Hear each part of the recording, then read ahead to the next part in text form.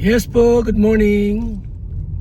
Magandang umaga, tanghali at gabi sa ating lahat. At ito po ay konting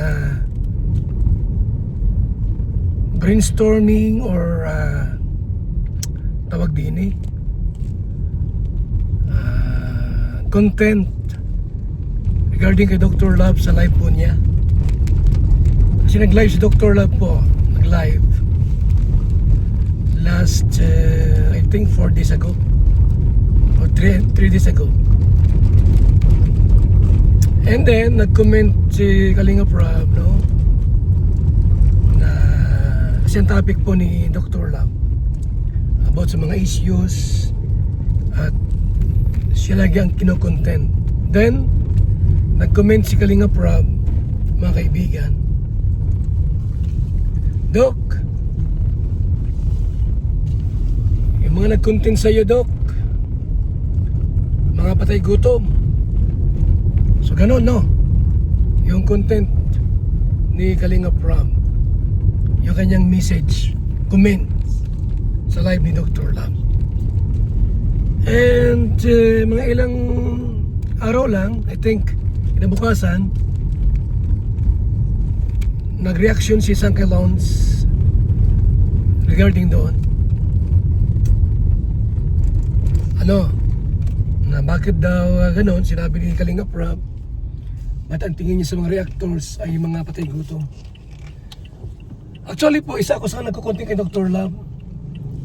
Isa ako sa mga kumukunting kay Dr. Love, mga kaibigan, sa labas tayo. Isa ako sa mga nagkukunting kay Dr. Love. July Ponil, Jubilito, Bopel, Ato Fodi at iba pa, Marsano. Maraming ko-content. Ako yung nag-observe lang po kung sino ang mag-react doon sa comment ni Kalinga Prab tungkol doon sa sinabi niya na ang mga nag-content na reactor ay mga patay gutom. Only one, si Sangkay Lawns nag-react. Ako po hindi ako nag-react kasi alam ko naman hindi ako patay gutom eh. Hindi ako nag-react. As reactor, ginawa ko lang yung gampanan ko. As reactor po, siyempre content creator, bawat issues, bawat content, hanggat maaari kina-content ko. So hindi ako nag-react kasi alam ko naman hindi ako patay gutom. Pero bakit po si Sangkay Lawns ay nag-react doon? Nasaktan ba si Sangkay Lawns or affected ba siya doon sa comment ni Kalinga Prab? Di ko alam. Di ko alam po. Basta ako yung nagtataka lamang bakit si Sangkay Lawns lang po ang nag-react doon sa comment ni Kalinga Prab. Kung tutusin po, comment lang yon. Komento lang. Opinion. Hindi ito videos live ni Kalinga Prab sa sinabi niya. Kung tutusin nga po di ba? Hindi mo dapat ito bigyan ng pansin kasi opinion, comments lang Unless na live talaga. Unless na live po talaga. Mga kaibigan. So yun po nagiging daan kung bakit po hindi natin maituloy na maging OIC ng Caripa si Sangkay Lawns. Dapat ang uupo kasi magaling at kailangan hindi pwede po ang patay gutom sa Caripa. Bawal po ang patay gutom. Dahil parang inaamin ni Sangkay Lawns na patay gutom siya. Kasi sila po ang tangi nag-react dito Sa lahat ng mga reactors na nag-content kay Dr. Love, kasama ko doon, siya lang po ang nag-react. Mga kaibigan. So, ito po ang ating pong final na desisyon sa lahat, mga kaibigan. For the meantime, pangsamantala, ay si Bupil po ang ating ilalagay na Karipa OIC President.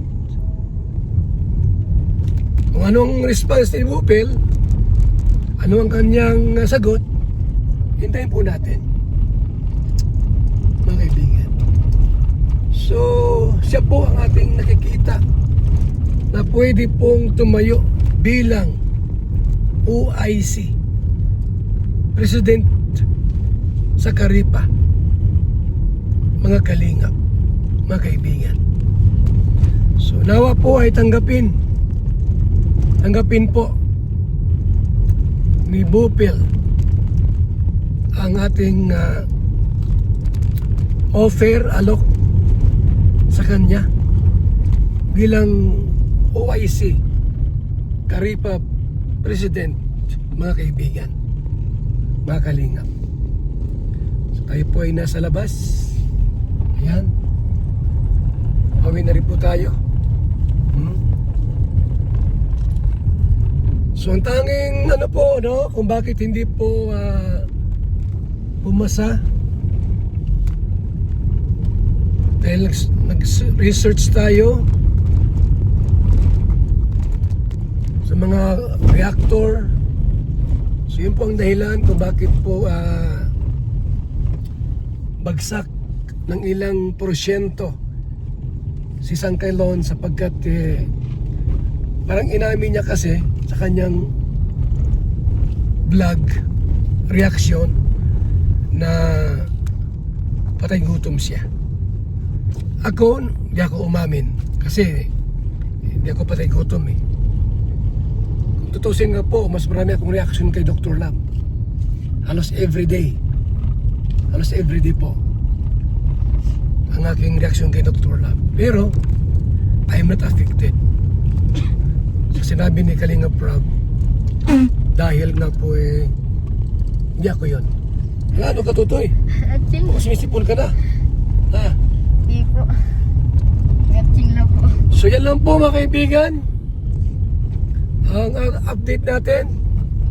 At ito po yung ating bago pong programa, itong pangkalusugan, vitamin C, no?